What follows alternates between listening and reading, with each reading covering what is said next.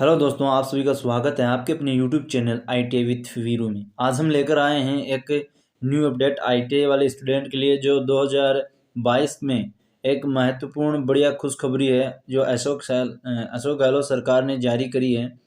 वो है technical helper भर्ती। जी हाँ, हम बात करने वाले हैं टेक्निकल हेल्पर भर्ती के बारे में।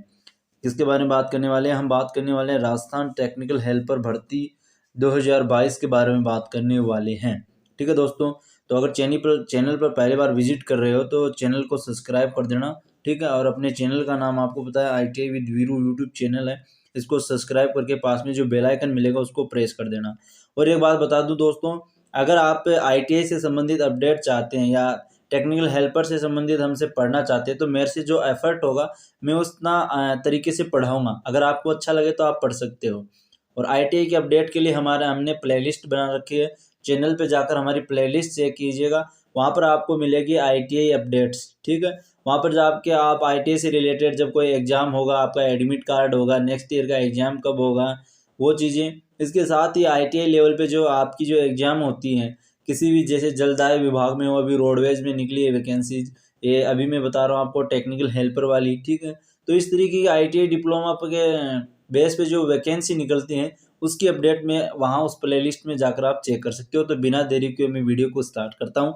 तो हम बात करने वाले हैं, जैसे कि मैंने बता दिया आपको, कि टेक्निकल हेल्पर भर्ती 2022 की बात करने वाले हैं। ठीक है, 2022 की बात करने वाले हैं जो राजस्थान की है। ठीक है, अब मैं बात करता हूँ आपको कि इसकी क्वालिफिकेशन क्या चाहिए इसके अंदर, और इसकी जो मिनिमम क्राइटेरिया वो कितना होगा, इसकी फ़ीस कितनी होगी, वैकेंसी कब तक आएगी, ये सब चीज़ों की भी मैं बात करने वाला हूँ आपके साथ में। ठीक है, तो बने रहिएगा मेरे साथ में। ठीक है, तो मैं बात करने वाला हूँ आपको कि राजस्थान टेक्निकल हेल्पर भर्ती है। ठीक है, उसका जो एजुकेशन जो क्वालिफिकेशन है उसके लिए वो क्या चाहिएगी हमें। ठीक है, तो मैं बात करता हूँ उसकी रिगार्डिंग। तो हम बता दें हम आपको कि राजस्थान टेक्निकल हेल्पर भर्ती 2022 के लिए उम्मीदवारों हेतु शैक्षणिक योग्यता बोर्ड मान्यता प्राप्त 10वीं पास और ITI रखी गई है। ठीक है, यानी कि मैं बता दूं कि इसकी क्वालिफिकेशन क्या मांगी गई है। देखो, मैं आपको सीधा सा बता देता हूँ कि इसकी क्वालिफिकेशन है वो क्या मांगी गई। देखो, इसने मांग रखा है, इसके अंदर क्या मांग रखा है, इसके अंदर मांग रखा है 10th, मतलब कि आप क्या होने चाहिए, 10th पास होनी चाहिए आप पहले तो। ठीक है, 10th पास होने चाहिए। साथ ही मतलब कि एक मतलब मान्यता प्राप्त बोर्ड से होनी चाहिए 10th पास भी। ऐसी नहीं है ऐसे किसी, जैसे राजस्थान वाले हैं तो वो RBSC, ठीक है, RBSC से हैं, या फिर CBSE वाले भी हैं। ठीक है, तो वो चीज़ हो गई कि मान्यता प्राप्त बोर्ड से आपका मार्कशीट है वो बना होना चाहिए। दूसरी, अब ITI की बात कर ले हम। ठीक है, इसके अंदर क्या मांगा गया है, ITI मांगा गया है। ठीक है, तो ITI के अंदर आपको क्या क्या मांगेगी कि ITI का आपके पास में डिप्लोमा होना चाहिए, वो भी मान्यता प्राप्त बोर्ड से होना चाहिए। मान्यता प्राप्त बोर्ड की बात करें तो दो होती है इसके अंदर, एक तो होती है NCVT और एक होती है इसके अंदर SCVT। तो ये दो बोर्ड है ITI के, ये हो आपके पास में मान्यता होनी चाहिए। ठीक है, तो क्वालिफिकेशन में आपके पास दो चीज़ें मांगी इन्होंने। एक तो आपके पास मांगी उन्होंने कि 10th पास होनी चाहिए आप। दूसरी चीज़ मांगी है कि आपके पास में ITI का जो सर्टिफिकेट है वो होना चाहिए। दो चीज़ें मांगी है इसके अंदर।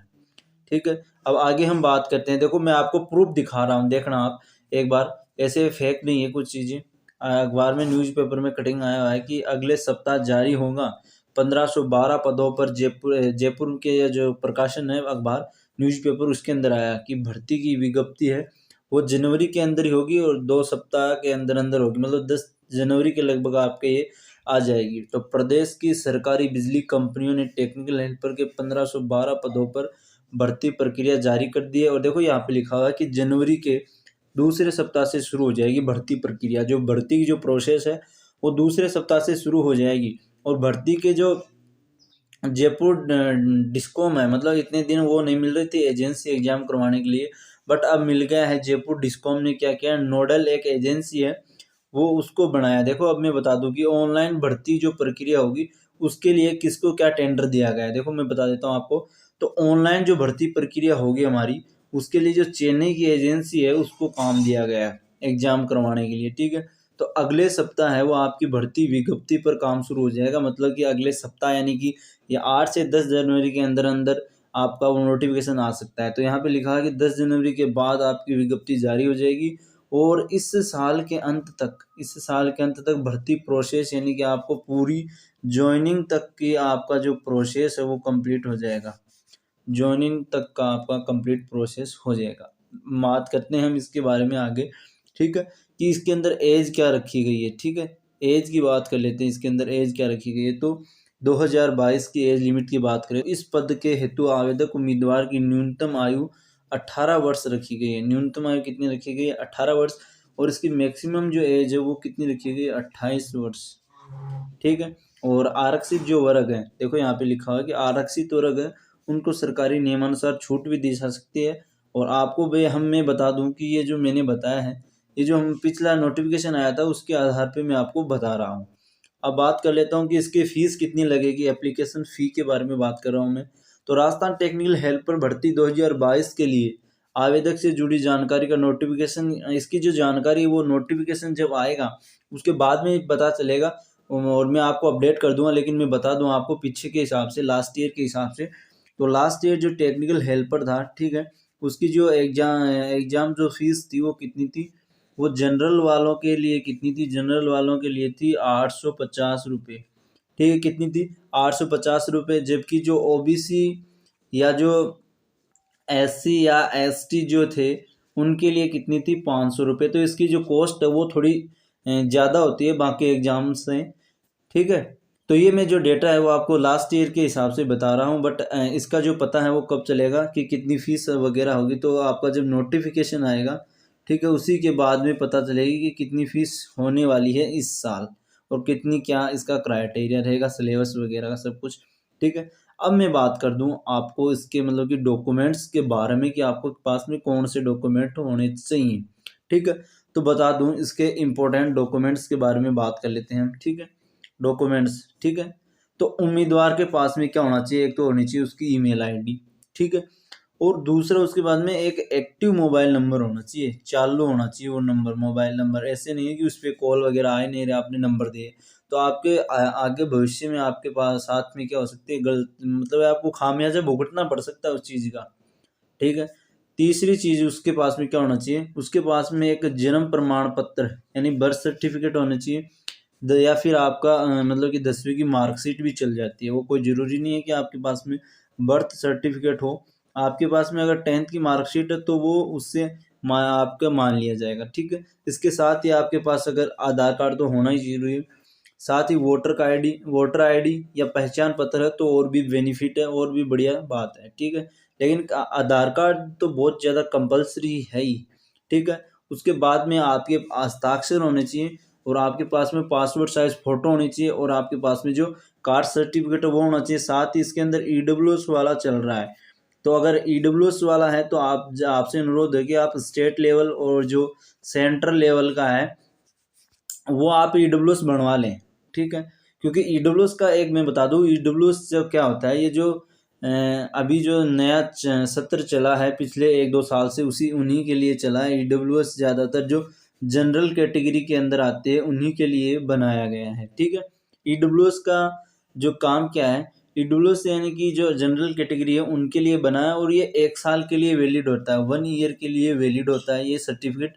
और ईडब्ल्यूएस का सर्टिफिकेट है उसकी भी ईयर ऐसे नहीं है कि भाई 1 जनवरी से इसकी वैलिडिटी होगी 31 दिसंबर, ऐसा नहीं है। इसकी वैलिडिटी किस हिसाब से होती है? इसकी वैलिडिटी जो होती है, जैसे इसका वैलिडिटी कितनी होती है? इसकी होती है 1 अप्रैल से लेकर, ठीक है, 1 अप्रैल से चालू होता है और वापस ही 1 अप्रैल पे आके इसकी वैलिडिटी ख़त्म हो जाती है। ठीक है, तो कई बच्चे सोचते हैं कि भाई मैंने तो ये अप्रैल में नहीं बनाया, मैंने तो ये जून में बनाया था तो इसकी वैलिडिटी जून में पूरी होगी। बट ऐसा नहीं है। ईडब्ल्यूएस का यही है कि चाहे आप भले ही मार्च में क्यों ना बनवाओ, आपको ये अप्रैल के अंदर इसका जो क्या है आपका ईडब्ल्यूएस है वो उसका ख़त्म हो जाएगा उसकी जो, ठीक है, लिमिट। ये इसका है कि ये अप्रैल से शुरू होता है और अप्रैल के अंदर ही ख़त्म हो जाता है इसका। इसके बाद हम बात कर लेते हैं कि आपको किस प्रकार से इसको अप्लाई करना होगा। ठीक है, how to apply online. Online आवेदन करने के लिए देखो मैं बता दूं कि आपके जो फॉर्म है वो बहुत जल्दी आने वाले हैं। ठीक है, लास्ट डेट भी आपको बहुत जल्दी बता दी जाएगी। साथ ही साथ आपको बता दें कि इसके मतलब कि ऑनलाइन फॉर्म कब होंगे, तो जल्दी स्टार्ट हो जाएंगे। इसका ऑफिशियल नोटिफिकेशन आपको बता दिया कि भाई 8 से 10 जनवरी तक आने की संभावना पूरी जताई जा रही है कि 8 से 10 जनवरी तक आ जाए, ठीक है।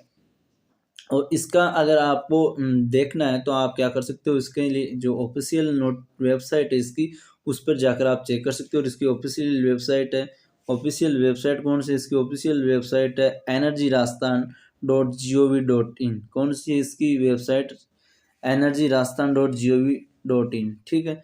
तो इस पर आप जा करके क्या कर सकते हो, अपना जो नोटिफिकेशन आएगा वो चेक कर सकते हो। बाकी आपको चेक करने की कोई जरूरत नहीं है, हम बता देंगे आपको कि आपकी वैकेंसी है वो आ गई है, फॉर्म फिल कर दो आप।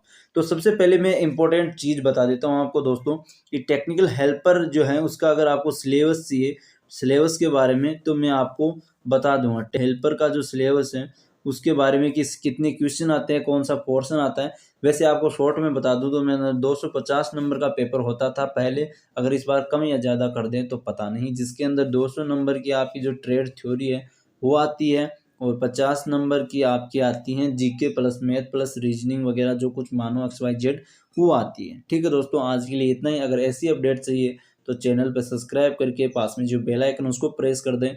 अगर आप लेट पहुंचते हैं तो चैनल पे जाकर प्लेलिस्ट में ITI अपडेट के नाम से प्लेलिस्ट बनी हुई, वहां जाकर आप अपनी वैकेंसी वगैरह या ITI के एग्जाम से रिलेटेड जो कुछ भी है वो आप चेक कर सकते हैं। और कल से हमारा जो चैप्टर चल रहा था ट्रांसफॉर्मर वो हम स्टार्ट करने वाले हैं। जय हिंद, जय भारत।